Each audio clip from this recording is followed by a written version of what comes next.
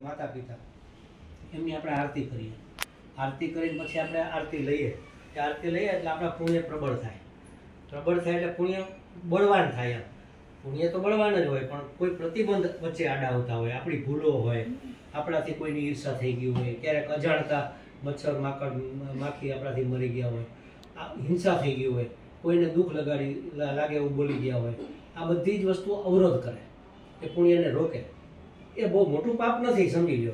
કોઈના વિશે આપણે જરાક ઘસાતું બોલી ગયા અને એના મનમાં એના માટે ખરાબ છાપ પડી તો એ પણ પાપ જ છે.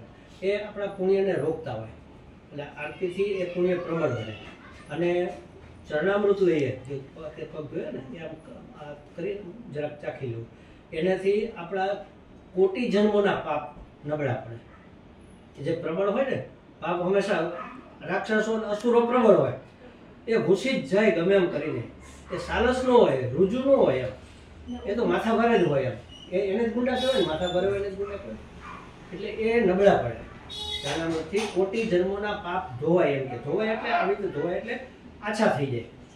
ડાઘ તો હોય તો ડાઘ તો જાય નહીં, આપણા પાપથી હાવ તો જાય નહીં, પણ એકવાર ધોળ કરીએ એટલે ઝાંખો થાય, બીજી વાર કરીએ, ધીમે ધીમે વ્રત કરતા, ઉપવાસ કરતા, સત્સંગ કરતા કરતા કરતા એ ઝાંખા થાય. પછી સહન થઈ શકે એવું થઈ જાય. આવું બાગડા જેવું પછી શર્ટ પહેરીને જાય નહીં, પણ જરાક ડાઘ હોય તો ચાલે, કાંઈ વાંધો નહીં, થોડું ઘણું ચલાવી લઈએ. એવી રીતે આપણા પાપ અને પુણ્ય એનું આ મહત્વ છે. અને આપણે જેની પૂજા કે આરતી કરીએ છીએ ને, એ સ્થૂળ શરીરની નથી કરતા. આ શરીરમાં શું ફેર? કશો જ ફેર નથી. આ પંચમહાભૂતનું બનેલું છે, આ પંચમહાભૂતનું બનેલું છે. આમાંય પૂરણ ગલન થાય છે, ખાવું પડે, કાઢવું પડે, સૂવું પડે, પહેરવું ઓઢવું પડે, વાતચીત કરવી, બધું જ આમ જે કરે છે એમ જ આ કરે છે. ખાલી અંદરનું જે અંતઃકરણ છે ને એમાં ફરક હોય છે, જેને સૂક્ષ્મ શરીર કહેવાય. એ શુદ્ધ થાય.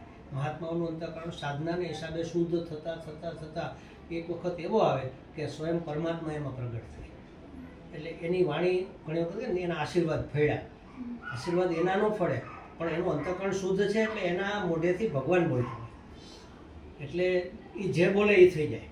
એ એટલા માટે થાય કારણ કે એની વાણી, ભગવાન તો અસત્ય બોલી જ ન হবে ને, એ તો સત્ય વક્તા છે. એટલે એ જે બોલે એ વસ્તુ સિદ્ધ થાય. એટલે મહાત્માઓનું, ગુરુજનોનું, વડીલોનું એ મહત્વ. ગમે એવા ખરાબ માવતર હોય, સમજી લો, ખરાબમાં ખરાબ હોય, ત્રાસમાં ત્રાસદાયક હોય, ગુંડામાં ગુંડા હોય, રાવણ જ હોય, સમજી લો, કંસ હોય, પણ એનો દીકરો દીકરી એને પગે લાગે ત્યારે આશીર્વાદ આપે કે શ્રાપ આપે? આપે ને. આશીર્વાદ એટલે મારી પાસે જે કાંઈ મૂડી છે એમાંથી એક કટકો હું તમને આપું, એનું નામ આશીર્વાદ. પુણ્યની મૂડી, એમાંથી એક કટકો તમને મળ્યો. એક તો હાવ ના લાયક છે, પણ ક્યાંક તો લાયક હશે, કાંઈક તો પુણ્ય કર્યા હશે, એમાંથી નહીં આપણને થોડોક ભાગ આપી દે છે. તો એ સારું કે નહીં સારું? એ અંતઃકરણ જેમ શુદ્ધ હોય ને એમ એના આશીર્વાદ જલ્દી ફળે.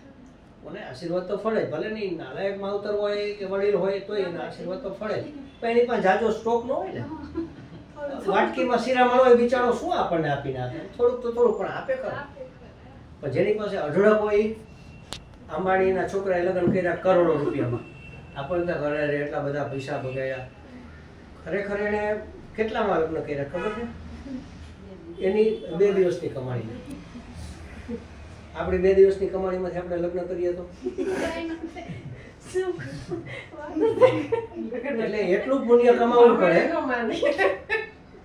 આપણું મન જ ન માને એટલા તો છોકરીઓની મહેંદીમાં આવ્યા છે. બ્યુટી પાર્લરની તો વાત જ નથી, ખાલી મહેંદીમાં આવ્યા છે. એટલે એટલું પુણ્ય કમાવાનું ઢગલાબંધ. એ ક્યાંથી કમાઈ શકીએ? હવે આપણે તો ગૃહસ્થી હોય, દીકરી હોય, બહુ હોય, ઘરના કામ કરવાના હોય, યુવાનો હોય, કામ ધંધો કરવાનો હોય, ઈમાનદારી ઉપર ચાલવાનું, એ તો સૌથી મોટો ફાયદો હોય. એટલે આપણા અવરોધ ઓછા ઊભા થાય. ઈમાનદારીથી પુણ્ય મળે અને અવરોધ ઓછા થાય. બીજું મહાત્મા